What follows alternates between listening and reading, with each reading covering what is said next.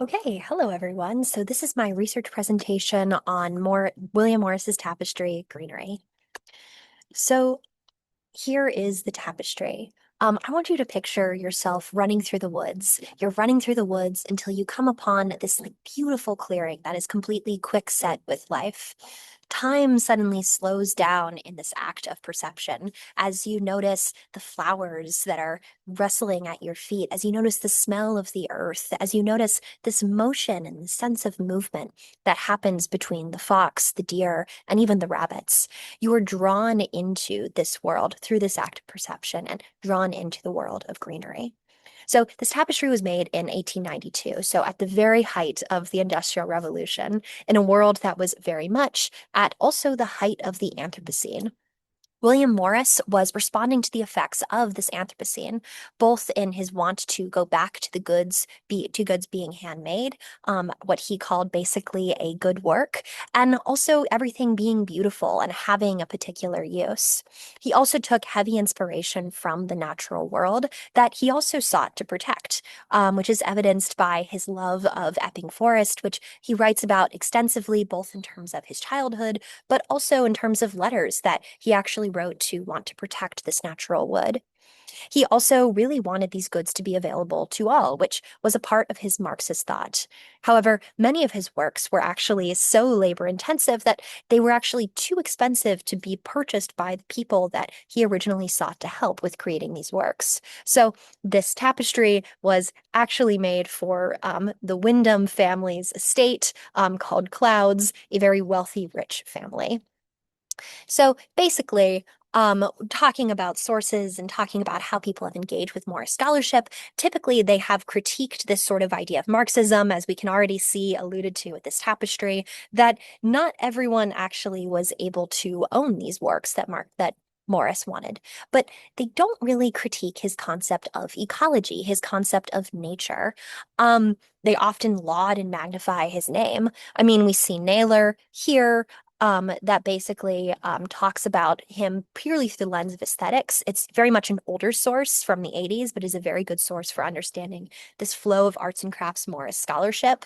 And then we also see Miller, who you'd think by the title is actually very much critiquing the work, but instead is not really, and is more critiquing his idea of Marxism, but skims over the fact that his family used to get rich off of an extractive industry, and also says that just because he sits on a top hat, that he then rejects all this ecological harm, which I would argue no, is not the case. And Aldrich is even more overzealous and praising, I would argue.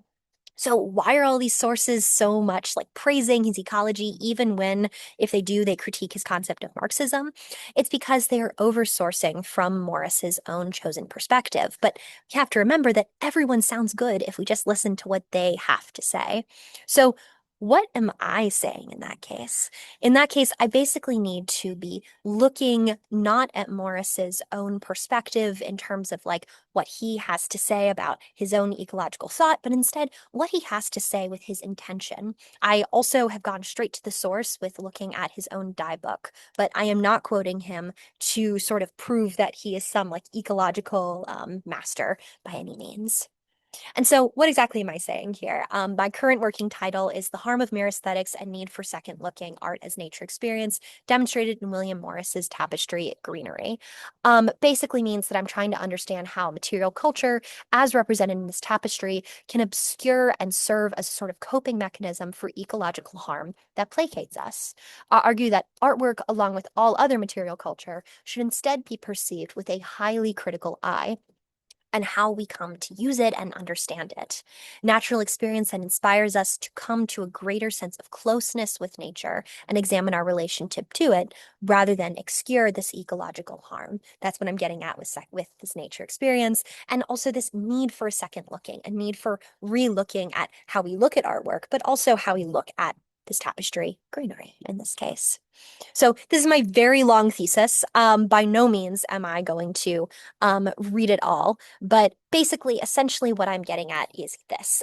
Basically, I'm getting at this over-aestheticization of nature through the material good defined as commodity fetishism, which is a Marxist term meaning that basically an object is worth more than its own labor, basically the labor that it takes to make it, obscures this harm of the natural world in a practice of coping that we still perform today, a coping of this ecological harm that we are doing to the natural world. As you can see, I've got some parts highlighted here, becomes an immediate experience for the viewer, contradictions within his work that we're critiquing, basically, and then basically asking that we need to zoom out of our own perspective and re-see this with new eyes, basically. So what lenses am I using here? I'm using quite a few. I've got a lot of synthesis going on with my lenses and exactly what I am talking about. But basically, I'm looking first at technical art history. And technical art history is essentially understanding the intention of natural productions when he is creating. So this would be the dyes that he is using, and also the sort of like waters of the Thames River that also get into this tapestry as well. But then also the pollution that would have actually been coming off the Thames as well, that is then inside of this tapestry as well. And then also looking at the pollutants that would even be within this tapestry called mordants that would be utilized to allow this basically natural dye to actually bite the fabric. So this sort of pollution and harm to the natural world that is within this tapestry, but obscured just behind.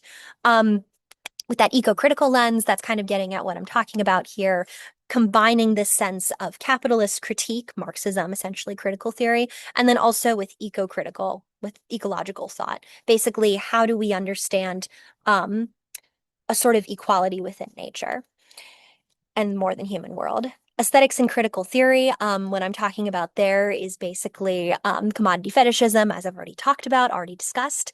But then with period I and reception theory and phenomenology, period I, I'm talking about how different periods receive things differently based off of their own historical context. But I'm arguing that there's not really that much of a difference between this industrial era and today because we are both fundamentally marked by the Anthropocene.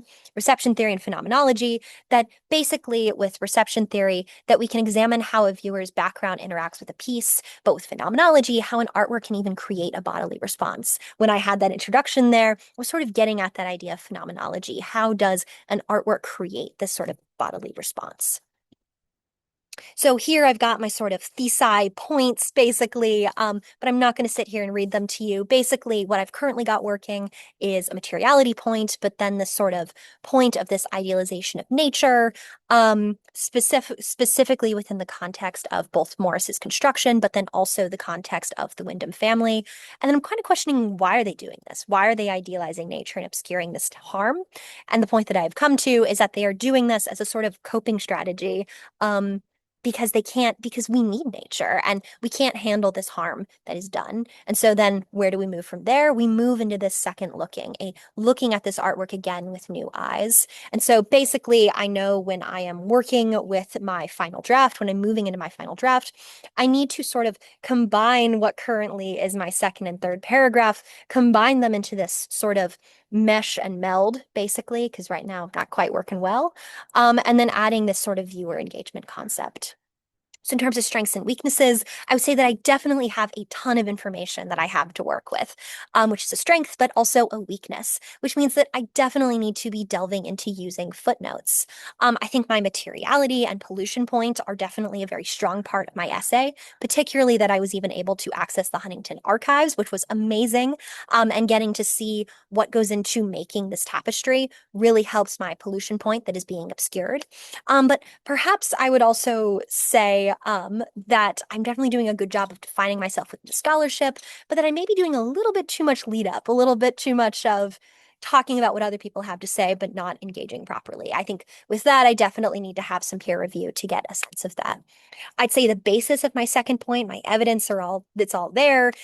In my second sort of third point currently, it's all there. I just need to sort of work in how exactly I'm going to marry these ideas. And then also with universality, I think I'm definitely doing a great job with that. I think I just need to really hone in on this sort of precision of my third point and zooming in on this sort of idea of a second looking and what exactly that entails.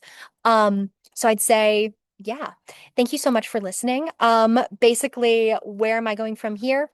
Strengthening how I quote from scholarship, condensing my thoughts, solidifying my precision, basically, and then definitely going through and adding footnotes. Footnotes, so many footnotes. So yes, thank you so much for listening. I hope you have a great rest of your day, and thank you.